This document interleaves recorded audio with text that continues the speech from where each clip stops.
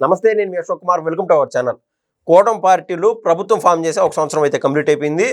ఇప్పుడు ఈ వీడియో ఖచ్చితంగా చివరిదాకా చూడండి. ఎందుకంటే ఈ సంవత్సర కాలంలో ఈ యొక్క కూటమి ప్రభుత్వం ఏం చేసింది, అసలు వైసీపీ వాళ్ళు ఎవరైనా సహజంగా వాళ్ళు అంటూ ఉంటారు, బాబు గారు అమరావతి కడతాడంట, ఆడు బిల్డింగ్లు కడతాడంట, ఉద్యోగాలు ఇస్తాడంట.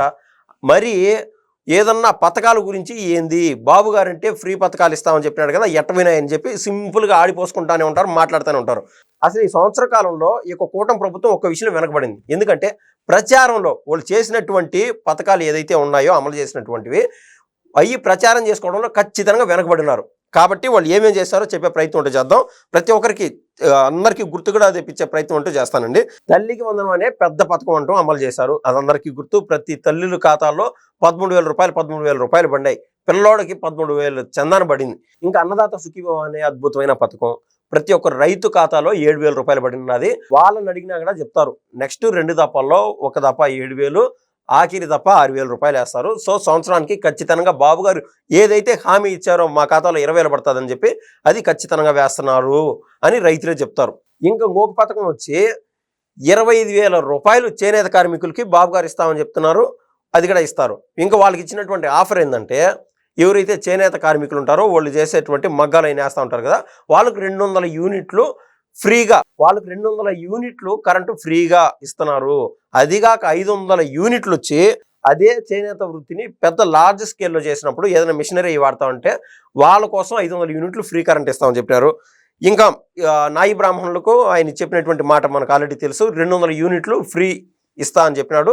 అది ఇస్తున్నారు, కూడా అమలవుతుంది. ఇంకా అందరూ మర్చిపోలేనటువంటి విషయం, బాబు గారు వచ్చి రాగానే 7,000 రూపాయలు ప్రతి ఒక్కరికి ఇచ్చినారు పెన్షన్ రూపంలో. అంటే 1,000 రూపాయలు పెంచి, పాతది ఒక 3,000, ఇంకొక 1,000 రూపాయలు పెంచి 4,000 రూపాయలు వచ్చి రావడంతో అమలు చేశాడు. ఏదైతే అరియర్ ఉండిందో అదొక 3,000 కూడా కలిపి 7,000 రూపాయలు ఇచ్చినారు. అప్పటి నుంచి ప్రతి నెల 4,000 రూపాయలు పెన్షన్ ఇచ్చుకుంటూ వస్తున్నారు. అదొక పెద్ద పథకం.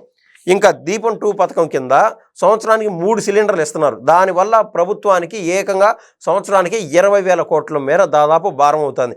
అయినా వాళ్ళు లెక్కాచారం చేయట్లేదు. ఖచ్చితంగా ఇచ్చినటువంటి మాట నిలబెట్టుకునేదానికి ఎంత దూరమైనా వెళ్తున్నారు.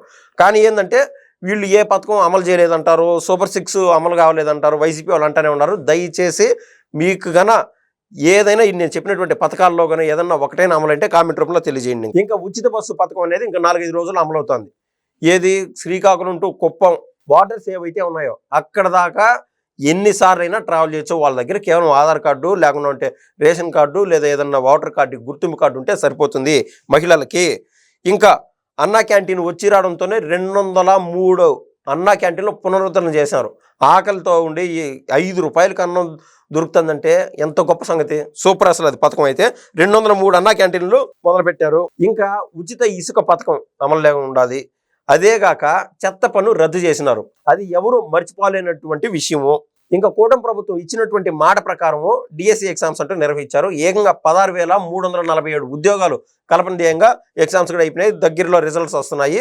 ఇంకో వాళ్ళకు ఉద్యోగాలు ఉన్నట్టే. ఇంకా అది కూడా ఎవరు మర్చిపోలేనటువంటి విషయం. వచ్చి రావడంతో ఉద్యోగాలు కలిపేయడం అంటే, గత 5 ఏళ్లలో ఏదన్నా ఒక్కసారైనా డిఎస్సి ఎగ్జామ్ పెట్టాడా జగన్మోహన్ రెడ్డి గారు? అది లేనే లేదు. వీళ్ళు మళ్ళీ పథకాల గురించి మాట్లాడుతూ ఉంటారు. ఇంకా 20,000 రూపాయలు మత్స్యకారులకి అందజేస్తున్నారు. ఎందుకంటే ఒక పీక్ పీరియడ్లో సముద్రం వేటకు పోతే అక్కడ చనిపోయే ప్రమాదం ఉంది.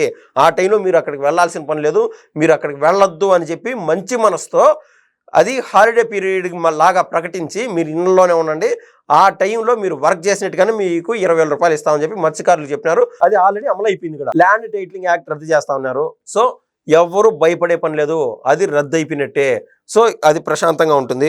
ఇంకా అంగన్వాడీ వాళ్ళకు 1,50,000 రూపాయలు గ్రాట్యుటీ కింద ఇస్తామని చెప్పినారు. అది కూడా అమలులోకి వచ్చింది. ఇంకా అర్చకులకి 10,000 రూపాయలు ఇస్తామని చెప్పినారు. ఆ 10,000 రూపాయలు కూడా అర్చకులకి ఇస్తున్నారు. అదిగాక నాయి బ్రాహ్మణులకి బాబు గారు ఇచ్చినటువంటి బంపర్ బోనస్ ఏంటంటే 25,000 రూపాయలు ఇస్తామని చెప్తున్నారు. అది కూడా అమలవుతుంది 100%. సో ఇంకా పథకాలు ఏవి ఇవ్వట్లేదు మీరు చెప్పే ప్రకారం. కాబట్టి వైసీపీ వాళ్ళు ఎవరైనా అడిగితే ఈ వీడియో ఖచ్చితంగా షేర్ చేయండి. అన్ని ప్రతి ఒక్కటి గుర్తుపెట్టుకోవాల్సినటువంటి పథకాలే. నేను చెప్పింది మొత్తం సంక్షేమం గురించే. మొత్తం అంటే వీళ్ళు అభివృద్ధి వైపు ఏడడుగులు వేస్తున్నారు అనుకునే విధంగా, టైం లేనంత విధంగా నేను చెప్పినట్టన్నీ సంక్షేమం గురించి బాబు గారు చేస్తానే ఉన్నారు. అదిగాక పాపం జూనియర్ లాయర్స్ గురించి మనం చెప్పుకుంటే వాళ్ళ జీతాలు ఉండవు, ఈ రకాన్ని వాళ్ళు ఇబ్బందులు పడుతూ ఉంటారని చెప్పి జూనియర్ లాయర్స్ కి ఏకంగా 10,000 రూపాయలు ఇస్తున్నాడు బాబు గారు. సంక్షేమంలో ఈ యొక్క కూటమి ప్రభుత్వం దేశంలో కల్లా నెంబర్ 1 పొజిషన్ లో ఉంది అని చెప్పడంలో ఏమాత్రం ఆశ్చర్యం లేదు. ఇది అండి ఇవాళ విషయం. ధన్యవాదాలు.